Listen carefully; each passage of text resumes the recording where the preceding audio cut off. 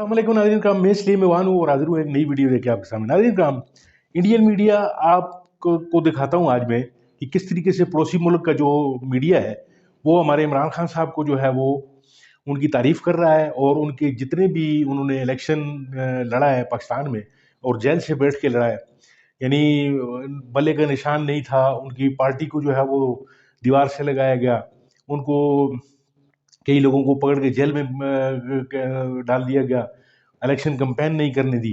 तो इस पूरे सिनेरियो में जो है वो इंडियन मीडिया जो है वो हमारे इस पूरे इलेक्शंस को जो है वो देख रहा था।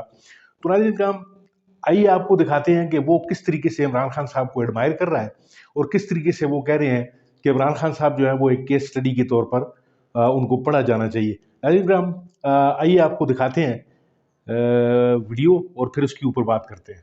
ये अपने आप में एक केस स्टडी है, तो इसके लिए उन्होंने देखिए क्या नया किया और पूरी दुनिया के नेताओं को आज उनसे सीखना चाहिए।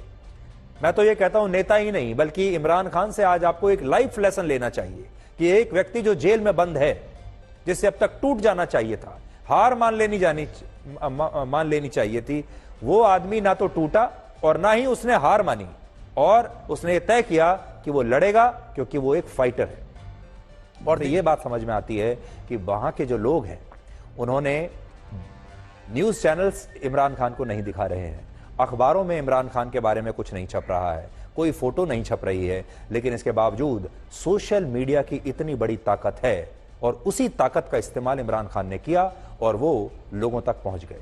और ये दुनिया भर में जो नेता हैं उनके लिए भी एक किस्सा है। सरकार ने इमरान खान की पार्टी जो है छीन ली थी, उसका चुनाव चिन्ह भी ले लिया था, इसलिए उनके जितने भी उम्मीदवार थे वो इंडिपेंडेंट निर्दलीय उम्मीदवार के तौर पर चुनाव लड़े और जीत भी गए। अब इन निर्दलीय उम्मीदवारों ने उन बड़ी बड़ी पार्टियों को चुनाव हरा दिया है जिनके साथ पाकिस्तान की सेना और वहां की खुफिया एजेंसी ISI थी। और इन पार्टियों में कौन कौन है देखिए, इनमें सबसे बड़ा नाम है नवाज शरीफ का। और सबसे बड़ी बात यह है कि अगर नवाज शरीफ और बिलावल भुट्टो की पार्टी के बीच गठबंधन हो भी गया, ये दोनों मिल भी जाएं, तब भी पाकिस्तान में उनकी सरकार बन नहीं पाएगी, क्योंकि वहां सरकार बनाने के लिए 169 सीटें चाहिए होती हैं। 70 सीटें हैं कि खेला हो गया। इतना बड़ा खेला पाकिस्तान के इतिहास में कभी नहीं हुआ जितना बड़ा खेल इस बार हुआ है। और ऐसा लगता है कि पाकिस्तान की जनता इस बार जाग गई है और वहां के लोगों ने यह बता दिया है कि उन्हें अपनी सेना का अब कोई डर नहीं। और ये पाकिस्तान के लोकतंत्र के इतिहास में एक बहुत बड़ी ऐतिहासिक घटना मानी जाएगी। आपको जानकर हैरानी होगी कि इन चुनाव में नवाज शरीफ की पार्टी के उम्मीदवारों को जिताने के लिए पाकिस्तान की सेना और ISI लगातार सर्वे करवा रहे थे, और आरोपों के मुताबिक चुनाव प्रचार में भी नवाज शरीफ की पार्टी को सेना की प्रत्यक्ष और अप्रत्यक्ष रूप से पूरी मदद मिल रही थी। यानी सेना ने नवाज शरीफ को चुन लिया था। सेना ने नवाज शरीफ पाकिस्तान में 200 सीटें जीतने का दावा कर रहे थे, लेकिन आज जब नतीजे आए तो उनकी पार्टी 100 सीटों के आंकड़े को भी छू नहीं पाई। और पाकिस्तान के लोगों ने बता दिया कि वोट की ताकत सेना की ताकत से बड़ी होती है, और सेना के पास भले ही खतरनाक हथियार होंगे, लेकिन यह हथियार वोट के हथियार के सामने पूरी तरह से निष्प्रभावी साबित हो गए। और सोचिए, सब काकी की सरकारों को भी सेना सेलेक्ट करती थी, लोग नहीं करते थे, लेकिन इस बार लोगों ने अपनी सरकार शायद पहली बार खुद सेलेक्ट करके इलेक्ट की है। यह एक बहुत बड़ी बात है, बहुत बड़ी खबर है पाकिस्तान से। पाकिस्तान के चुनाव में वहां की सेना से सबसे बड़ी गलती इस बार यह हुई कि उसने पाकिस्तान के आम लोगों की ताकत को कम करके आंक लिया। गलतफहमी हो गई वहां की सेना को। वहां की सेना और चुनाव आयोग को यह लगा कि अगर इमरान खान की पार्टी का चुनाव चिन्ह जब्त हो गया तो पाकिस्तान के लोग चाहकर भी इमरान खान के समर्थकों को, उनकी पार्टी के उम्मीदवारों को वोट नहीं दे पाएंगे, क्योंकि वहां की 58% आबादी निरक्षर है और कुछ भी लिख पढ़ नहीं सकती। देखिए, आज एक नई बात मैं आपको बता रहा हूं। पाकिस्तान की 58% आबादी ऐसी है जो लिख पढ़ नहीं सकती, निरक्षर है। और पाकिस्तान की सेना ने असल में इन्हीं लोगों की ताकत को अंडर एस्टिमेट कर लिया, और यहीं पर पाकिस्तान की सेना से इतनी बड़ी चूक हो गई, क्योंकि पाकिस्तान के ये अशिक्षित वोटर्स ने इस बार कुछ ऐसा कर दिखाया जो क्रांतिकारी है। पाकिस्तान के बहुत सारे लोगों ने चुनाव में वोट डालने से पहले यह जानकारी इकट्ठा की कि उनके इलाके से इमरान खान का कौन सा नेता निर्दलीय उम्मीदवार के रूप में चुनाव लड़ रहा है और उसका चुनाव चिन्ह क्या है, यह लोगों ने खुद से पता किया जाकर। और जब लोगों को यह पता चल गया कि कौन उम्मीदवार है, उसका चुनाव चिन्ह क्या है, तब वो वोट डालने के लिए बाहर निकले अपने घर से। और इसी वजह से पाकिस्तान में पहली बार इतने बड़ी संख्या में निर्दलीय उम्मीदवार चुनाव जीत गए कि वो पहले नंबर पर आ गए। अगर आप देखें, वो तरीका अपनाया जो मोबाइल फोन आने से पहले लोग चुनावों में अपनाया करते थे। जब मोबाइल फोन नहीं आया था तब लोग अपने मोहल्ले में घूम घूम कर सबसे बातें करते थे, और इस बार भी पाकिस्तान के लोगों ने ठीक वैसा ही किया।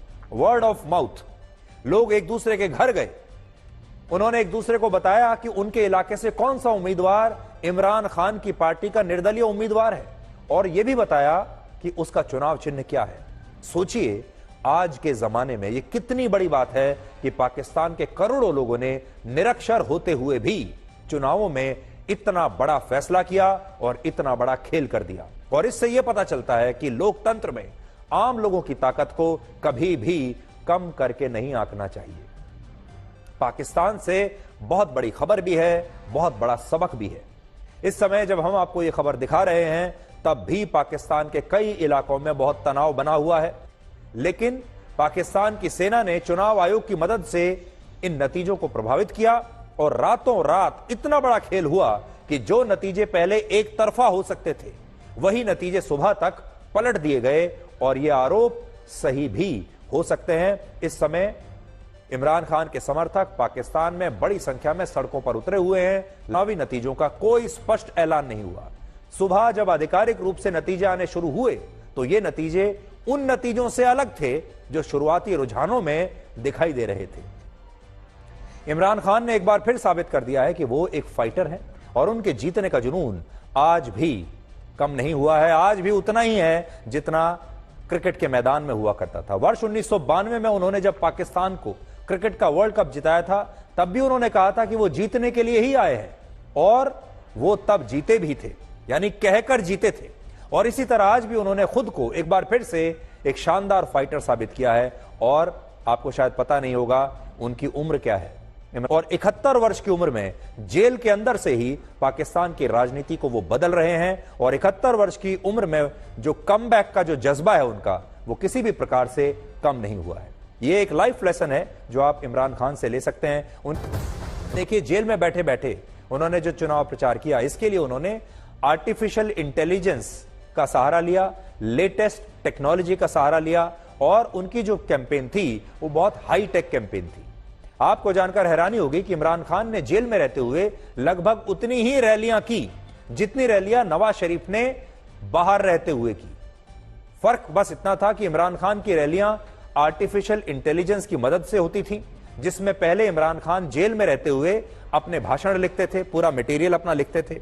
इसके बाद जब उनके वकील उनसे मिलने आते थे जेल में, तो वो अपने भाषण की कॉपी अपने वकील को देते थे। इसके बाद ये वकील इस कॉपी को उनकी पार्टी के नेताओं तक पहुंचाते थे, और उनके नेता जो हैं वो आर्टिफिशियल इंटेलिजेंस की मदद से इमरान खान की आवाज में, एक इमरान खान की नकली एआई से तैयार की गई आवाज में एक ऐसा भाषण तैयार करते थे जो सोशल मीडिया के साथ पार्टी के नेता हर संसदीय क्षेत्र में लोगों को बाद में जाकर सुनाते थे। मैं बड़ी स्क्रीन पर आपको दिखाता हूं, मेन स्ट्रीम मीडिया नहीं बल्कि सोशल मीडिया है। तो जी देख रहा हूँ, आपने एक वीडियो पूरी देखी जिसमें इमरान खान साहब जो है वो उनको एक केस स्टडी के तौर पर पेश किया जा रहा है। पूरा इंडियन मीडिया जो है वो उनको एडमायर कर रहा है, और न सिर्फ एडमायर कर रहा है बल्कि अपने जितने भी उनके लीडर्स हैं, जो बड़ी बड़ी जमातें हैं, उन सबको ये कहा जा रहा है कि जी आप पाकिस्तान के इमरान खान साहब से सबक सीखिए, सीख लीजिए उनसे।